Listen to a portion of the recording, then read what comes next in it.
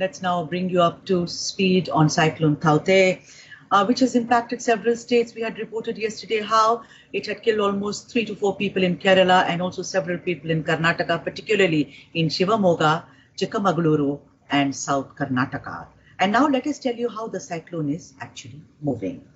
It has impacted several states, like we said, and it's now showing a weakening trend. In the latest update, at least 3 people lost their lives due to the cyclone in Gujarat. According to the IMD, the cyclone has now crossed the coast and lies overland. What does this mean? We will bring you an expert and speak to him. Of course, there are major search operations which are underway in Mumbai High after an ONGC barge with 273 people on board went adrift as the cyclone hit.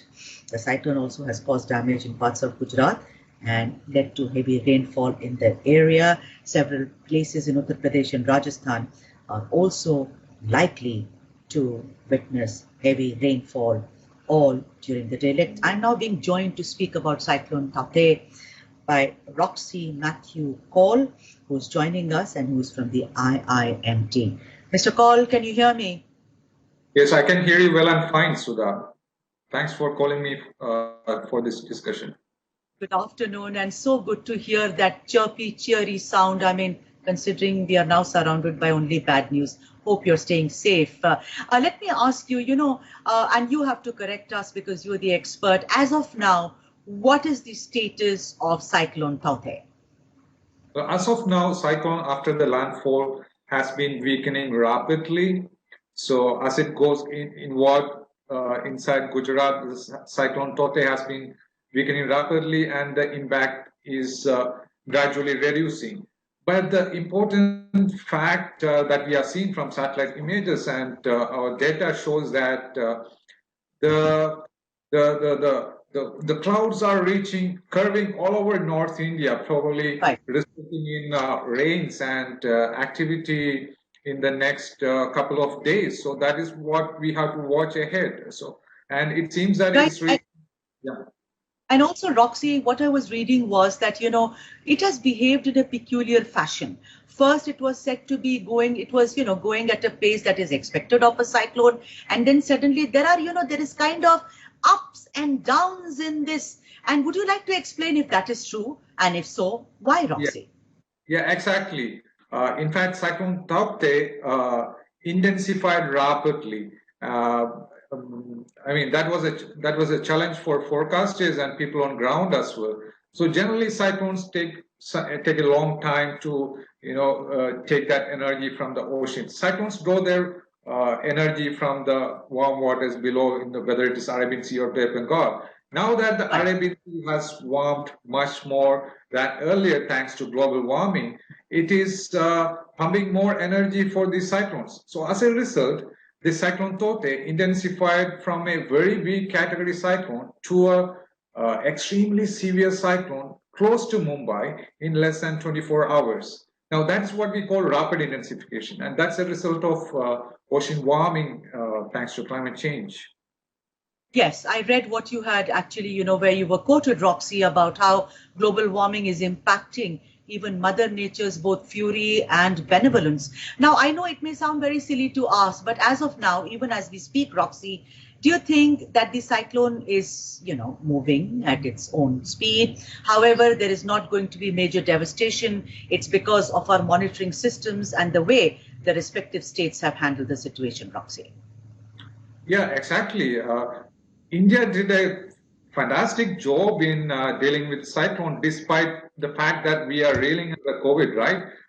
In fact, the cyclone went so close to all the western states, all the 5 western states, and the union territories like Lakshadweep and Daman and Diu as well, from Kerala to Goa to Karnataka to Maharashtra and then to Gujarat, and while intensifying at a rapid pace, but still with accurate forecast on time. We in fact had the signals almost 1 week back, so we could evacuate with the help of local administration and National Disaster Response Force. We could evacuate and take adequate measures on time. But we cannot keep. Yeah.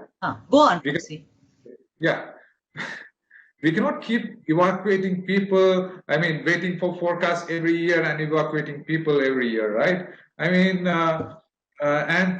we cannot evacuate infrastructure, we cannot evacuate ecosystems, we cannot evacuate houses and people, houses and cars. So what we need to have is a risk assessment along the entire coastline of India so that it is safer for the upcoming decades, because Arabian Sea continues to warm, resulting in more cyclones and storms and heavy rainfall events along the west coast. And the west coast is less prepared compared to the east coast, which has been familiar to these kind of storms and rains.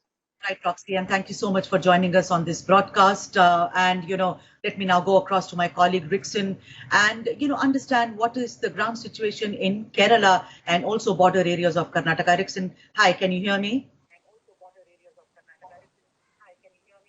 Yeah, Rickson, can you hear me?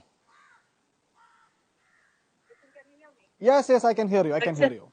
Yeah, so, Roxy just told us, who's from IIMT, he said that as of now, because of the excellent monitoring systems that India has, thank God for Tauktae, which will not perhaps cause so much of destruction or devastation. But in and around Kerala, yesterday we had reported 3 deaths, and Alappuzha was full of water. What is the status today? Well, the situation seems to be under control in the state of Kerala, but in view of the rough weather in Arabian Sea, a high wave alert was issued in the coastal areas of the state. Already the people from the coastal areas in Thiruvananthapuram, Ernakulam and Alleppey were shifted to relief camps, and the state administration has took all the precautionary measures. The impact of the cyclone has made severe damages in the coastal areas of the state. We have seen hundreds of houses were completely damaged in the coastal area, especially in Alleppey and in Thiruvananthapuram. We have seen, hundreds of, houses were completely damaged due to strong waves. Right. So all these people were shifted to relief camp, and presently the situation is under control. But at the same time, as I said, due to the rough weather in Arabian Sea, a high wave alert was issued there. So due to the absence of sea wall, many houses were still in many families were facing severe issues in the coastal area, especially in Alleppey. And we have seen in Ernakulam, the coastal area called Chellanam was badly affected due to this strong waves and strong winds. And in Alleppey, we have seen many houses were completely submerged in the water due to the heavy rains. But now situation seems to be under control in most of the areas, Sudha. Right, Rickson, and I hope everybody is safe, and I hope that everyone is secure, considering that this is the time of COVID. Rickson, thank you so much. So, on India Ahead, the only channel which focuses on the South, we brought you all the news only and only from Kerala.